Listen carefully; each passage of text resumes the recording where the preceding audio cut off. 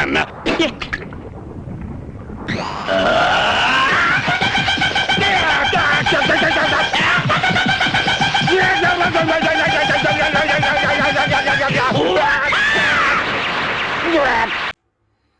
up, everybody? It's your boy back with another reaction video.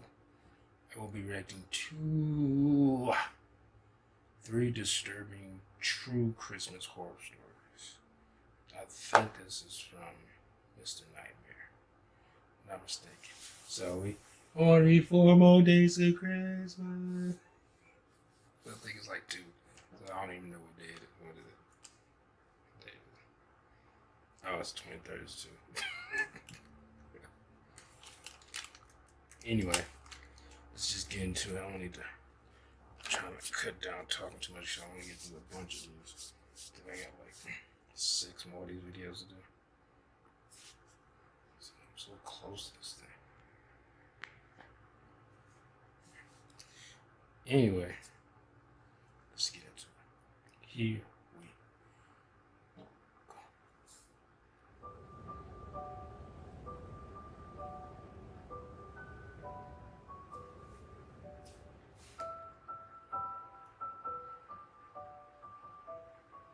My immediate family always hosted Christmas when I was younger. At the time, we lived on the upper level of a 2-family house. My parents owned the house and rented the bottom floor out to multiple tenants throughout the years. Christmas time of 2012, a new tenant had just moved in downstairs. He was a quiet-seeming 30-something-year-old male, and quiet was the kind of tenant my parents were looking for. Oh, he's 30-something. He's creepy. 3 days into him moving in downstairs, there would be a lot of noises at off hours of the night. Like, for example, the front door would open and shut numerous times throughout the night, and sometimes there would be loud talking, in some instances drug dealer. My dad went downstairs one night to see what the commotion was, and to ask him to keep the noise down. A drug addict. That was the start of my dad's suspicions about that guy downstairs. Fast forward to Christmas Eve night. We had the whole family over, dining room table stretched out with all 20 seats taken. My Uncle Jake is a heavy smoker, so he goes outside to smoke several times throughout the night. After our main course, Uncle Jake went outside for yet another smoke. He mistakenly left his phone on the table, however, and when it rang a few times after he went outside, my dad ordered me to go run his phone to him outside. So I grabbed his flip phone and ran it down the stairs. However, before I went out the front door, I stopped and noticed the back door was open. That is annoying as hell. See, when you walk into the house, there's a little hallway with 3 doors. One door which led to the downstairs apartment, the front door, and then a hallway that stretched to the back door. The back door was open, so I figured my uncle went out back. The phone was still ringing, so I hurried to the backyard to find my uncle, but he didn't seem to be back there. Just when I was about to give up, I heard someone in the shed. The shed door was open. I called for my uncle, and someone came out of the shed. It was too dark to see him, but I was pretty sure it was my uncle. He started walking over to me fast. At first I assumed because he wanted to answer his phone in time, but when he got close enough to the lights from inside of the house, I could see his face.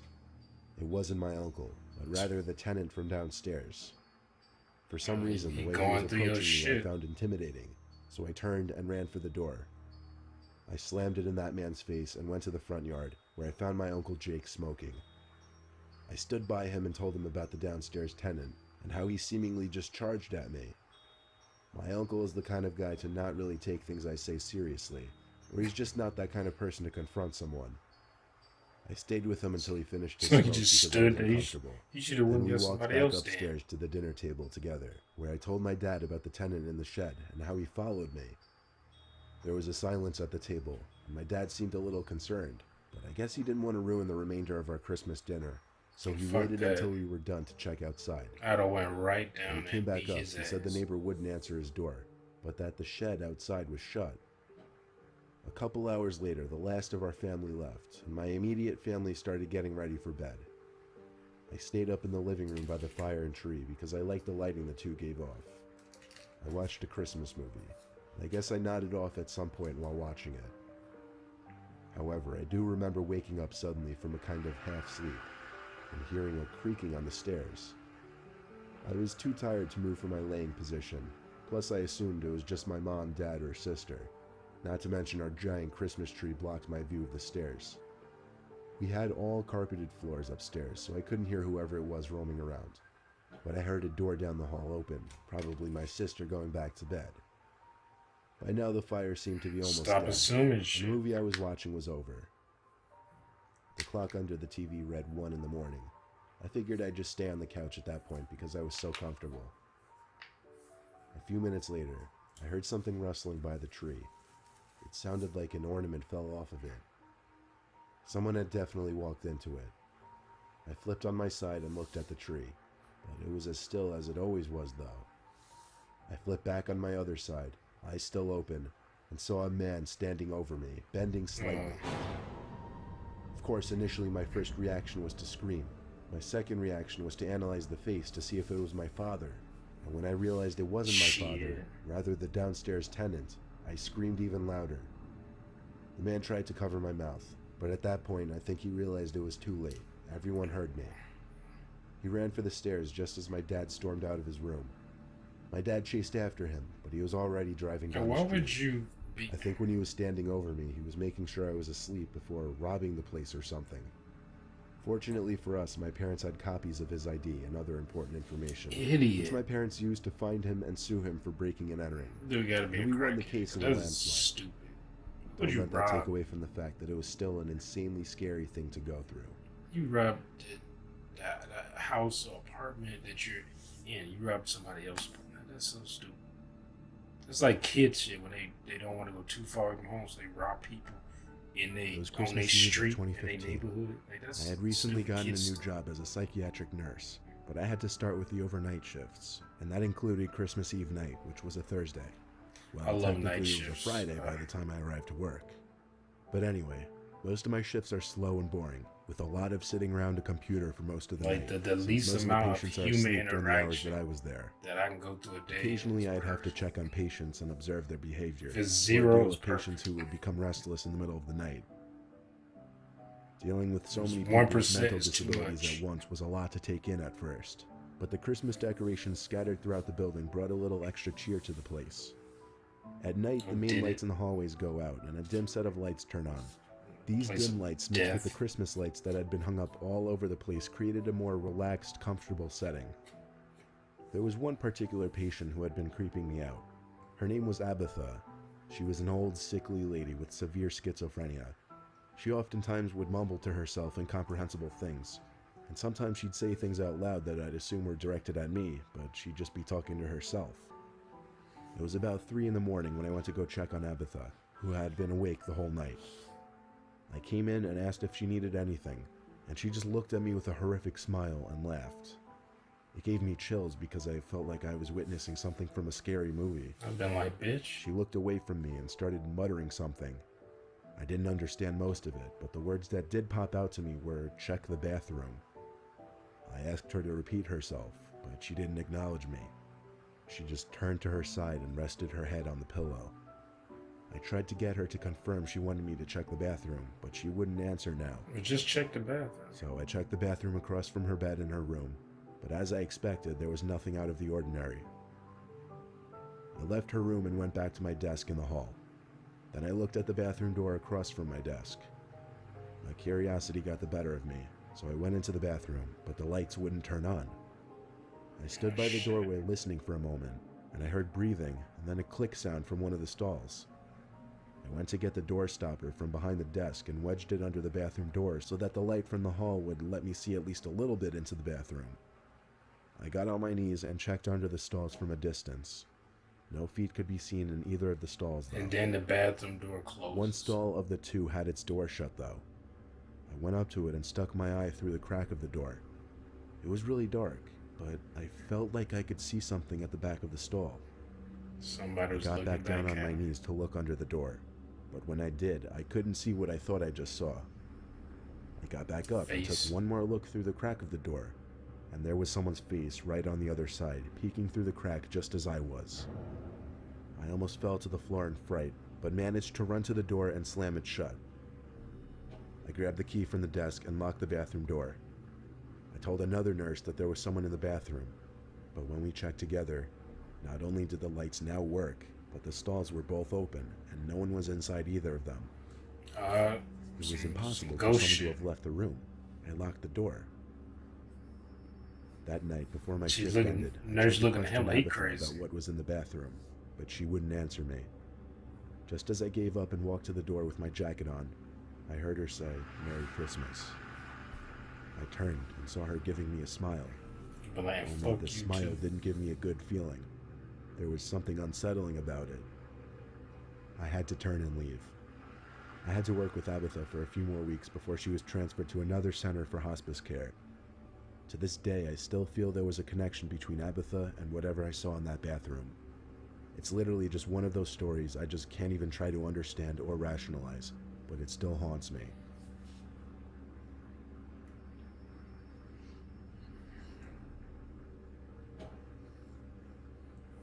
Fucking ghost. Nah, you just crazy, that's all.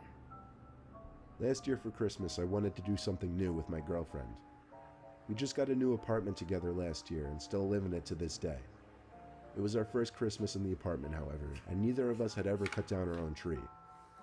So I came up with the idea to go cut down our own tree. Luckily, we live in New Hampshire, so spruce trees happen to grow in our state. My girlfriend Tristan and I took a short road trip on a snowy evening to a forest full of spruce trees. I chose to go while it was snowing because I felt it made the whole experience more Christmassy. I pulled my pickup truck up into what appeared to be a small opening on the side of the road. It was hard to tell given that there was snow on the ground. I heard gravel crunching under the tires as I pulled off the road. It was a perfect place to leave the truck while Tristan and I went to find a tree. We were in a very hilly part of the state, so we had to do a lot of uphill walking. Unfortunately, my girlfriend was complaining a lot. She didn't seem to find our little field trip to be as fun of an idea as I did. We pressed on uphill. Maybe she through the don't snow, like hiking searching in the for a cold. small enough spruce tree that could fit in our living I room. don't like Most hiking. of the trees Period. we were finding I were too do big. it, but I don't necessarily like Eventually, we found that it. perfect That one adds snow to just the it. right I size. really don't like I gave the tree one good pat and shake before I lifted the axe I was carrying into the air and began chopping away at the trunk. The trunk was relatively skinny, so after a bunch of good hits, the tree toppled over with one good kick. Of course, I wouldn't be carrying it alone, and I'd prefer not to drag it all the way down the hill through the snow, so I asked Tristan to grab the top end while I grabbed the trunk. Then she suddenly complained that she didn't have gloves. There was an extra pair in the car. I didn't realize she didn't bring them, though. I threw her the keys and told her to hurry back to the trunk and get the gloves. She ran off back down the hill, and I was left alone standing in the middle of the woods, next to the freshly cut tree. Tristan was taking and me, like, did so she I sat not down know on the that trunk you of the cutting tree down and a observed tree? my surroundings. Taking a tree? Pine trees as far as the eyes can see. Or did she Which think wasn't you too just far gonna anymore, carry it? considering it was just about dark now. I turned on the flashlight I brought with me to make it easier for Hey, Tristan nah, to find bitch, me it's again. 2019. You better help Other this than the damn sound of the tree. wind and tiny snowflakes hitting the ground, it was completely silent. It was actually a little creepy sitting out there all alone. Finally, I heard the sound of boots walking in the snow nearby. I called out in a loud yell Tristan's name and waved my flashlight in that direction. The footsteps stopped, however, and there wasn't a response. I thought she must have been trying to sneak up on me, so I figured I'd turn the tables on her. I placed the flashlight on the stump, aimed it out into the woods, and did the best I could to quietly go hide behind a tree to wait for her to come out. I knelt down behind a big pine tree and heard the footsteps coming closer. Finally, someone came running into the light of the flashlight, and I mean like full-on charging out. But it wasn't my girlfriend. It was some random guy in a coat with a hood covering his head. They better knock your He ass stopped and out. looked down at the flashlight, grabbed it, then turned it off. And now that it was dark again, I could barely see him. Based on the way he charged up to the flashlight like that, I couldn't imagine he meant well. I took one big breath before I started sprinting down the hill back to the car. It made so much noise that I knew he had to have heard it, but I didn't want to turn around and look. When I got about halfway down the hill, I started hearing screams. They were the screams of Tristan shouting out my name in what sounded like a panic. When I got to the bottom of the hill, I started to hear the truck's horn honking. Oh, damn. I I made thought it to she the truck and ended jumped up into the getting driver's back seat. to where he ran from. Tristan was sitting in the car waiting. She screamed at me to drive, but I didn't need to hear it from her to know to do that. As I drove the truck out of that little clearing, Don't tell me what to do, I I'm already looked doing back it. and saw a man standing where my truck was not even 5 seconds ago, watching us drive away. It was a long drive home, but by the time we got back to our town, we stopped at a Home Depot and picked up a tree there. Never again will we attempt to cut down our own tree. He loves. He probably on somebody's property. Like, what the fuck going on here? I'm gonna kill somebody.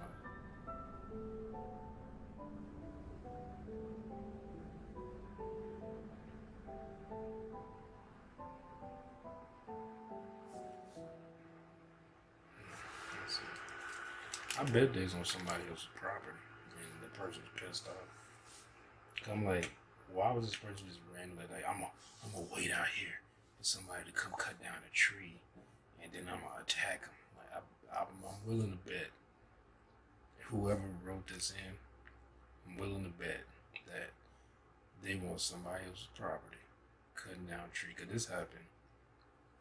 I think what was it? It was my uncle. Well, he's not my uncle, he's my cousin, but you know how people always call elders, uncles, and aunts stuff. But he said because he had like a lot of farmland, and he grew. His son grew